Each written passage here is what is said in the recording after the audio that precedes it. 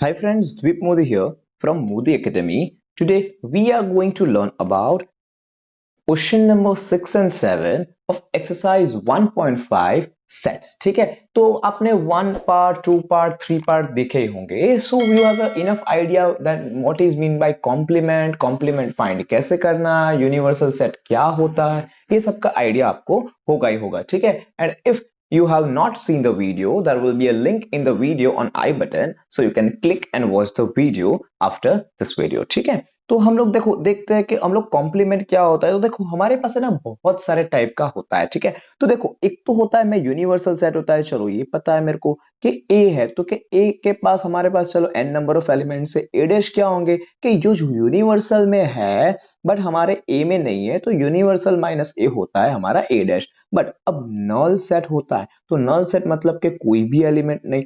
अब देखो complement of null set क्या होता है फ्रेंड्स, किसी को आइडिया है? तो हाँ, तो क्या कॉम्प्लीमेंट ऑफ नल सेट मतलब कि नल सेट के अलावा सारे के सारे एलिमेंट्स, मतलब क्या, तो क्या यूनिवर्सल सेट हो गया, सिंपल. ठीक है, तो ये क्या हो गया, नल सेट का जो भी हमारा डैश होता है ना वो यूनिवर्सल सेट होता है, ये चीज याद रखना. अब ऑपोजिट कि यूनिवर्सल का डैश मतलब कि सारे के सारे एलिमेंट का कॉम्प्लीमेंट. अब वो तो कुछ होगा ही नहीं ना, बिकॉज सारे के सारे एलिमेंट ही यू में है, तो उसका कॉम्प्लीमेंट क्या होगा, तो क्या कुछ नहीं होगा. उसका मतलब कुछ नहीं, मतलब कि हम लोग बोल सकते हैं कि it is a null set. ठीक है, तो अब देखो कॉम्प्लीमेंट का कॉम्प्लीमेंट क्या होगा, तो क्या हमको पता है कि इट इज इक्वल्स टू ए. अब मुझे बताओ कि इफ मैं ऐसा बोलूं कि यूनिवर्सल सेट का इंटरसेक्शन ए के साथ, तो क्या होगा फ्रेंड्स, पता है? देखो ए के सारे एलिमेंट किस में आते हैं, यूनिवर्सल सेट में आते हैं. मतलब कि ए इंटरसेक्शन यूनिवर्सल सेट करो या यू इंटरसेक्शन ए करो, आपका आंसर क्या आएगा पता है, ए आएगा. ठीक है, एंड ऑलवेज रिमेंबर कि यूनिवर्सल सेट का union any of the set करो, हमेशा आंसर यूनिवर्सल सेट आएगा. ये बहुत इंपॉर्टेंट प्रॉपर्टीज है कि यूनिवर्सल सेट का यूनियन हमेशा यूनिवर्सल सेट आता है, एंड यूनिवर्सल सेट का intersection with any other set the set itself आएगा. ठीक है, तो हमको जो क्वेश्चन नंबर 6 and 7 है उसी पे बेस है, तो ये सब चीज आपको प्रॉपर्टीज याद रखना है. ठीक है, now we are watching the video, और we can say question number 6 के हमको क्या बोला है. ठीक है, तो देखो हमको बोला है कि let u be the set of all the triangles in the plane. मतलब हमारा यूनिवर्सल सेट क्या है, तो कि x such that x is triangle.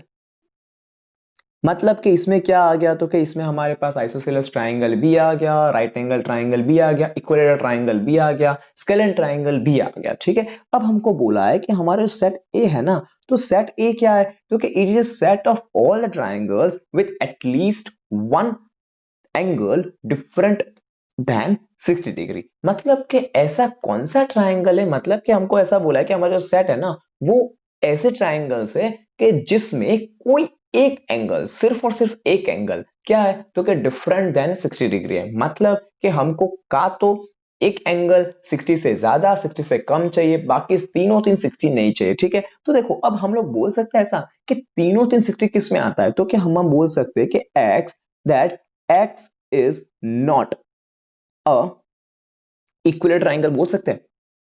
मतलब कि खाली हमको बोलना है कि 60 डिग्री नहीं होना चाहिए तीनों तीन, बाकी कुछ नहीं. तो तीनों तीन 60 डिग्री किस में होता है, तो क्या तीनों तीन 60 डिग्री इक्विलेटरल ट्राइंगल में होता है. मतलब जो हमारा सेट आएगा हम लोग बोल सकते हैं कि it is not a equilateral triangle. ठीक है, उसका मतलब कि अब देखो हमारा जो सेट है वो इक्विलेटरल ट्राइंगल है, तो कॉम्प्लीमेंट क्या आएगा, तो कि सिंपल इट इज, हम लोग कि हमको इक्विलेटरल ट्राइंगल का नहीं लेना है ट्राइंगल, तो उसका कॉम्प्लीमेंट क्या आएगा कि सारे के सारे इक्विलेटरल ट्राइंगल आएंगे. ठीक है, तो हम लोग बोल सकते हैं कि हमारा जो ए डैश होगा वो it is x, and x is an, हम लोग बोल सकते हैं कि it is an equilateral triangle. ठीक है, तो ये चीज बहुत इंपॉर्टेंट है, आपको एटलीस्ट बोला है. अब देखो एट मोस्ट बोला होता ना तो आपका ये पूरा का पूरा आंसर उल्टा हो जाता. कैसे, तो क्या देखो at least one angle different from 60, मतलब कि सारे के सारे एंगल 60 होगा वो नहीं चलेगा. बट एटमोस्ट मतलब क्या, तो कि ज्यादा से ज्यादा एक एंगल 60 डिग्री होना चाहिए मतलब. ठीक है,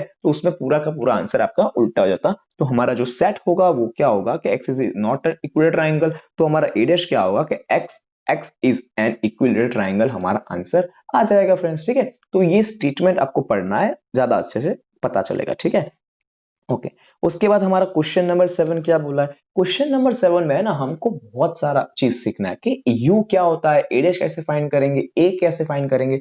तो देखो इसमें हम लोग है ना बहुत बेसिक एग्जांपल की समझाता हूं मैं कि हम लोग है ना इसमें आपको ज्यादा समझ डायरेक्टली नहीं आता है तो हम बोल सकते हैं कि ए इज 1 to 10। हमारे पास यूनिवर्सल सेट 1 to 10 है।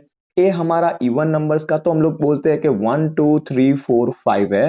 एंड जो हमारा ए डैश है ना तो ए डैश क्या हो जाएगा, तो क्या हमारा एक ए डैश हो जाएगा, इट विल बी हमारा बोल सकते हैं हम लोग 6 7 8 9 एंड 10। ठीक है तो देखो हमको पहला क्या बोला है कि ए यूनियन ए डैश, मतलब कि ये ए है उसका यूनियन ए डैश के साथ। अब क्या होगा कि देखो हमारा यूनिवर्सल सेट है तो यूनिवर्सल सेट में दो ही चीज आता है, क्या क्या, क्योंकि एक तो आप हमारा ए सेट आता है एंड दूसरा आता है ए डैश। अब इन दोनों का ही मैं यूनियन कर दूंगा तो मेरा आंसर तो क्या बन जाएगा, यूनिवर्सल सेट। मतलब always remember that A union complement of that set will be always equals to universal set. तो ये आपको याद रखना है कि जब भी आपका सेट है एंड यूनियन आपको उसका कॉम्प्लीमेंट कर रहा है तो हमेशा आंसर आपका यूनिवर्सल सेट ही आएगा। ठीक है अब देखो हमको नल सेट का इंटरसेक्शन। अब देखो नल सेट होता है ना, नल सेट का इंटरसेक्शन क्या होगा, मैंने अभी ही आगे बताया नल सेट में कुछ होता ही नहीं है। मतलब कि नल सेट का इंटरसेक्शन क्या आएगा, वो तो यूनिवर्सल सेट आएगा। एंड यूनिवर्सल सेट का इंटरसेक्शन आपको ए के साथ, देखो अब ए के सारे एलिमेंट यूनिवर्सल सेट होंगे बट यूनिवर्सल में ज्यादा होंगे। मतलब कि यूनिवर्सल सेट इंटरसेक्शन ए क्या होगा, तो कि it will become we can say A. ठीक है तो हमारा आंसर क्या आएगा, it will become A. Okay तो हमारा बोल सकते हैं इधर कि 5 dash intersection A will be equals to we can say that it will be A only.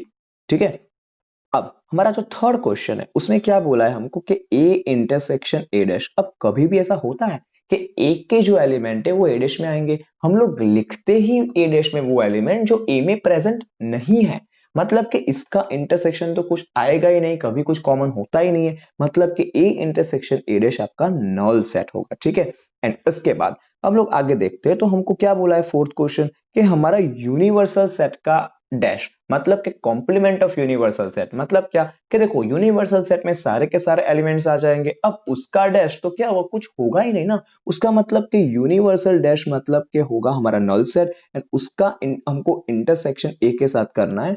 मतलब कि नल सेट का इंटरसेक्शन ए के साथ, मतलब कि खाली सेट का इंटरसेक्शन ए के साथ। मतलब कि खाली सेट में कोई एलिमेंट ही नहीं है तो उसमें क्या ही कॉमन निकलेगा, मतलब कि नल सेट का intersection will be always null set. ठीक है तो ये चीज आपको याद रखना है कि the intersection between null set and A is will be always equals to null set हो जाएगा। ठीक है मतलब कि U dash intersection A answer will be equals to वापस क्या हो जाएगा, नल सेट हो जाएगा। ठीक है friends so if you have any doubts in this question or any part of 1 2 3 4 exercise 1.5, you can comment me in a comment box. We'll definitely give the answer. And if you have not subscribed the channel Modi Academy, you can subscribe the channel Modi Academy for further updates. ठीक है friends, thank you.